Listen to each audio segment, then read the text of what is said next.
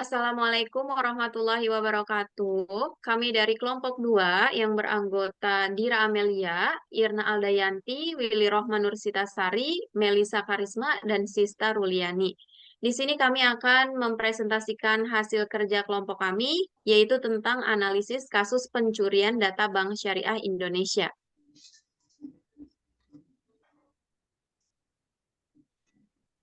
Next. Jenis serangan cyber kasus pencurian data Bank Syariah Indonesia berawal dari adanya malware dan ransomware. Adalah jenis serangan yang umum terjadi pada bank. Dalam serangan ini, penjahat cyber menginfeksi sistem dengan program jahat yang dapat mencuri data sensitif atau mengenkripsikan data dan meminta tebusan.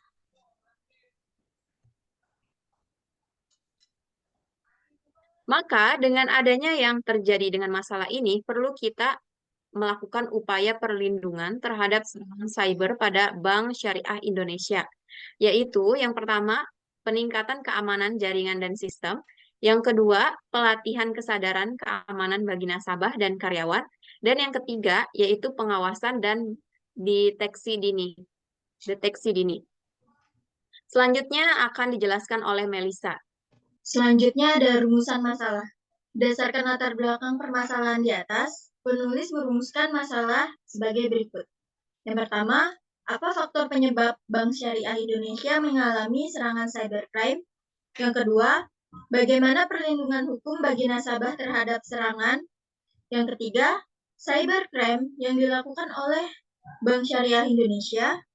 Yang keempat, bagaimana perlindungan hukum konsumen terhadap nasabah Bank Syariah Indonesia berdasarkan Undang-Undang Perlindungan Konsumen (UU PK). Lalu yang terakhir, bagaimana bentuk penanggung-jawaban Bank Syariah Indonesia terhadap data nasabahnya yang bocor berdasarkan Undang-Undang Perlindungan Konsumen. Lalu selanjutnya ada tujuan penelitian. Sesuai dengan permasalahan yang telah dirumuskan dan diajukan di atas, maka tujuan dari penelitian ini yaitu sebagai berikut. Yang pertama, mengetahui faktor penyebab Bank Syariah Indonesia mengalami serangan cybercrime. Yang kedua, mengetahui upaya perlindungan hukum bagi nasabah terhadap serangan cybercrime yang dilakukan oleh Bank Syariah Indonesia. Lalu selanjutnya akan dijelaskan oleh Willy.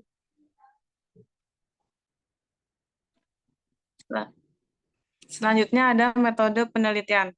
Dalam penelitian ini digunakan pendekatan kualitatif dengan metode deskriptif karena metode tersebut sangat sesuai untuk mengungkap motif pencurian data Bank Syariah Indonesia.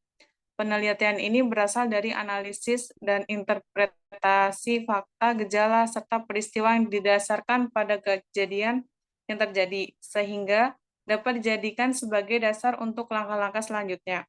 Dalam melakukan deskripsi, metode yang digunakan melibatkan penggunaan referensi dari sumber berita terkini dan artikel ilmiah yang relevan, dengan fokus pada studi kasus pencurian data Bank Syariah Indonesia.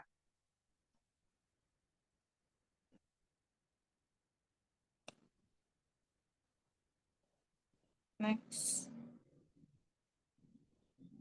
Metode pengumpulan data yang diterapkan dalam penelitian ini adalah observasi, yang melibatkan pengamatan terhadap fenomena yang terjadi fokus penelitian.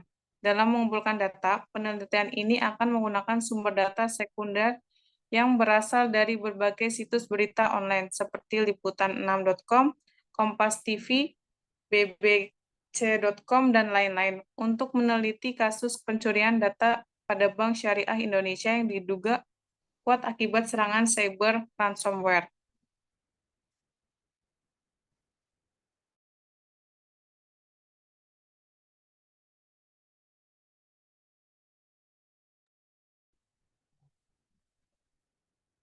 Next.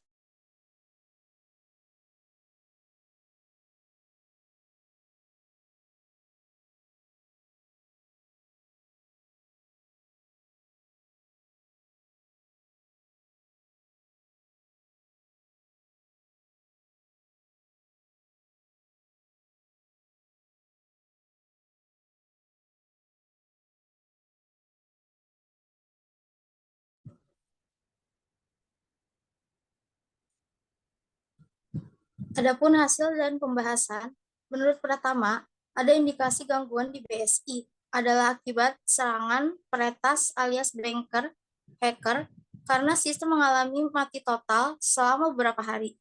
Ini adalah jenis serangan cyber yang biasa disebut ransomware. Peretas menginskripsi data-data berharga milik target, kemudian meminta sejumlah uang untuk membukanya kembali. Serangan seperti ini biasanya dapat dimitigasi bila pihak yang diretas memiliki cadangan data yang baik maupun beberapa geng hacker seperti Lockbit dan Conti mencuri data-data target sebelum menginskripsi dan meminta uang tebusan. Tim pengawas dan pemeriksa teknologi informasi OJK terus melakukan komunikasi dan koordinasi untuk mengevaluasi sumber gangguan layanan yang dialami oleh BSI. OJK juga meminta BSI untuk melakukan percepatan penyelesaian audit forensik yang saat ini sedang berjalan.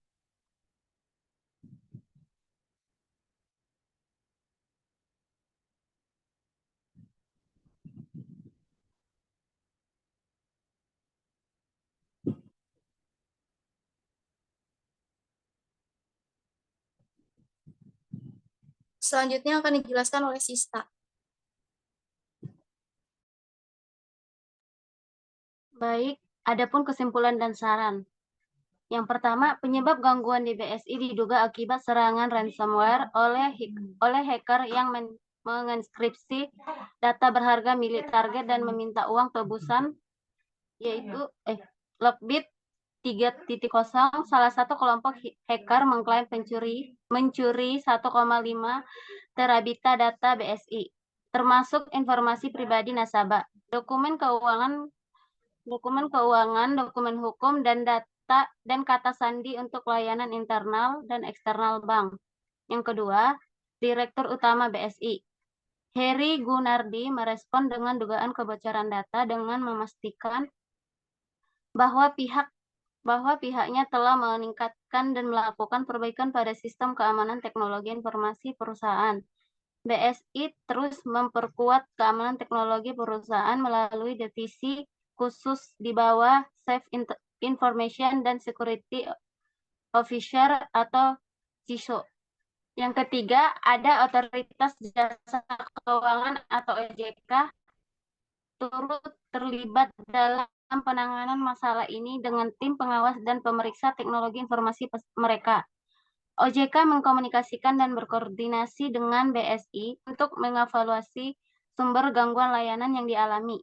Selain itu, OJK meminta BSI untuk mempercepat penyelesaian audit forensik yang sedang berlangsung. Next.